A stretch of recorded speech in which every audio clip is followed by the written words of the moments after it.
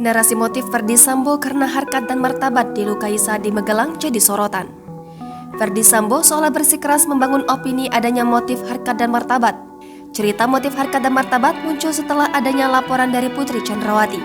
Pengakuan motif martabat yang dilukai ini masih perlu diuji kebenarannya dengan sejumlah bukti-bukti kuat.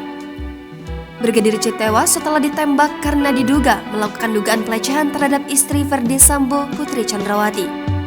Kasus ini ramai menjadi perbincangan publik. Publik menilai bahwa ada sesuatu yang janggal dalam kasus yang mencuat saat tewasnya Brigadir J.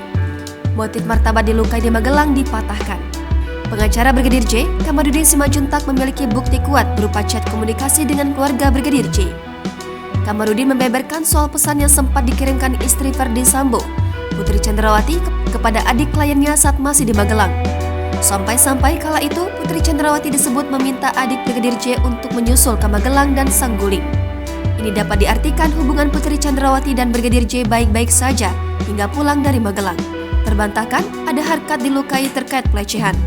Padahal sebelumnya Putri Chandrawati disebut telah lapor ke Ferdy Sambo, telah dilukai harkat martabatnya alias harga dirinya oleh Brigadir J.